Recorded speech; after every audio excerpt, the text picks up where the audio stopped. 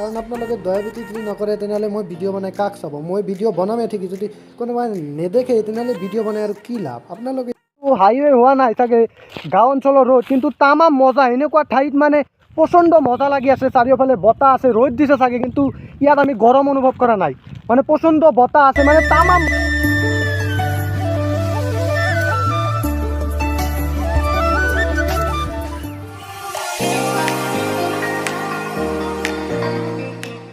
হে দোস্ত, welcome to my YouTube channel teenager blogs. মানে মোৰ পিছফালে চাব পাৰে এয়া পৰ্বত আছে, পৰ্বতৰ ওচৰতে আহিছোঁ। আজি দাদাৰ বাইকটো মানে থৈ গৈছে আৰু লৈ আহিছোঁ স্প্লেণ্ডাৰ। চাব পাৰে এই স্প্লেণ্ডাৰটো লৈ আহিছোঁ। চলাব পাৰোঁ আৰু এনেই ইউটিউবাৰ মানুহ চলাব নোৱাৰিলে কোনে চলাব, বাইক এনেই ঘৰতে পৰি থাকে। বলক ইয়াৰ পৰা আমি ভিডিঅ'টো আৰম্ভ কৰোঁ আৰু ক'ত যাওঁ এইটো কৈ আছোঁ আপোনালোকক। হোৱাটছ আপ গাইজ, আশা কৰিম আপোনালোকে ভালে আছে। আজি বাইকটো লৈ ফুৰিব আহিলোঁ আৰু ক'ত যাওঁ মানে এইটো ডিচাইড কৰা নাই, এনেই গৈ আছোঁ। য'ত মানে বাইকে লৈ যাব ততে যাম। মানে বহুত কেইদিন পিছতে বাইকটো চলাম। মই এতিয়া আহি পালোঁ লেংটিচিঙা লুঙাই পাহাৰৰ ওচৰতে এটা গাঁও আছে, এইটোতে গৈ আছোঁ। মোৰ লগত আছে মোৰ এজন গাঁৱৰ ল'ৰা, ইয়াৰ নাম আশিষ। পিছফালে বহি আছে ই। মানে মেলাটো কেইদিন আগত হৈয়ে গ'ল, মোৰ এক্সামো আহি আছে কাষত, গৰমৰ বন্ধ দিছে, সেইকাৰণে ছামাৰ ভেকেশ্যনত এনেকুৱা ভিডিঅ' বনাই আছোঁ। আৰু যিসকলে নতুন ভিউৱাৰ্ছে ভিডিঅ'টো চাই আছে, লাইক এটা কৰি দিব, ছাবস্ক্ৰাইব নকৰে, মই গম পাওঁ আপোনালোকৰ কথাবিলাক। আৰু ঈদ গৈছে কালিৰ দিনা, ঈদৰ মানে বজাৰটো আজিও আছে, বহুত মানুহ বাইক লৈ আহি এটা তিনিআলিৰ মাজত আছোঁ। মানে এই ৰাস্তাটো গ'লে এই তমেজালিৰ ঘৰ পাম, আৰু এই ৰাস্তাটোতে চাই আছে এইটোতে অভয়পুৰী যাব পাম। এতিয়া ক'ত যাওঁ ডিচাইড কৰা নাই, এই তমেজালিৰ ঘৰৰ ফালে যাম। আৰু ইয়াৰ ছায়েন্স চিটিৰ বেনাৰ আছে, তাতে আমাৰ মনীষ শ্বাহ আমাৰ লগত পঢ়ছিল আছে আৰু ভালে মেডিকেল পঢ়ি আছে ই।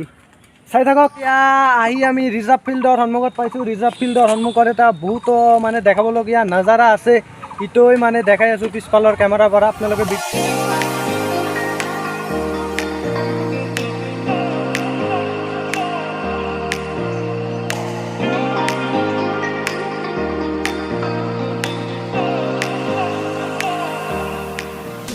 ফাৰ্ষ্ট এবাৰৰ কাৰণে বাইক লৈ অলপ ফুৰিব আহিলোঁ। মানে বাইক ঘৰতে থাকে, কিন্তু দাদা চলাব নিদিয়ে, সেইকাৰণে দাদা মানে আজি নাই, ক'তে কামত গৈছে নেকি, সেইকাৰণে এই স্প্লেণ্ডাৰ বাইকটো লৈ আহিলোঁ। কিবা কয়, সোনকালে ঘৰত উভতিব লাগিব, উভতি যাই কিনে বাইকটো য'তে আছিল ত'তে মানে এনেকৈ থৈ দিব লাগিব, নহ'লে দাদা আহি যদি চাই যে মই বাইক লৈ আহিছোঁ, কিবা কি কৰিব।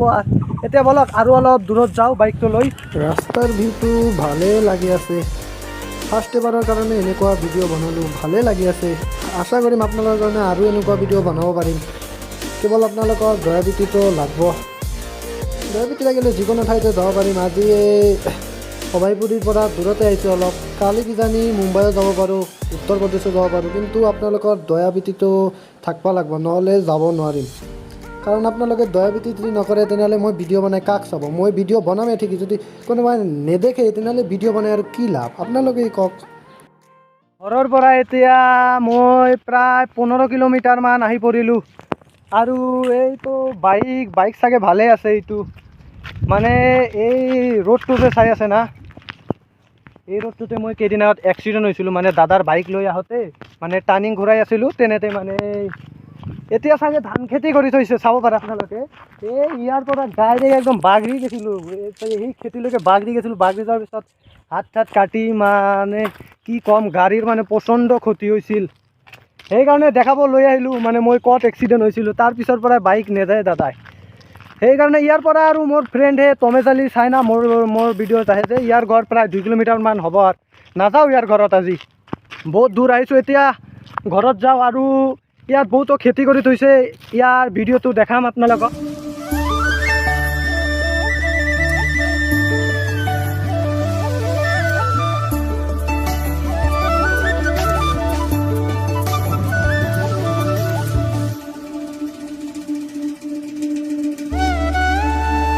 গাইজ, ক'বলৈ গ'লে আমাৰ অসমখন বহুত ধুনীয়া হয়, চবৰে চাৰিওফালে খেতি, মাছফালেদি ৰোড আছে। মানে এইটো হাইৱে হোৱা নাই চাগে, গাঁও অঞ্চলৰ ৰোড, কিন্তু তামাম মজা। এনেকুৱা ঠাইত মানে প্ৰচণ্ড মজা লাগি আছে, চাৰিওফালে বতাহ আছে, ৰ'দ দিছে চাগে কিন্তু ইয়াত আমি গৰম অনুভৱ কৰা নাই, মানে প্ৰচণ্ড বতাহ আছে, মানে তামাম মজা হৈ আছে।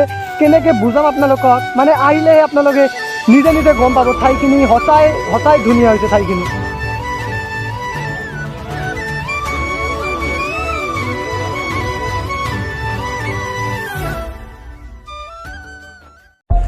মানে বাইক লৈছোঁ দুখে বেলেগ হৈ আছে। এই ঠাইখিনি যে চাই আছে না মোৰ পিছফালে, এই ঠাইখিনিতে মানে আমাৰ এই ঘৰৰ সন্মুখত লুঙাই পাহাৰ যে আছে, ব্লগ যে বনাইছোঁ ইটোৰ মেলা হয়, চাব পাৰে আপোনালোকে।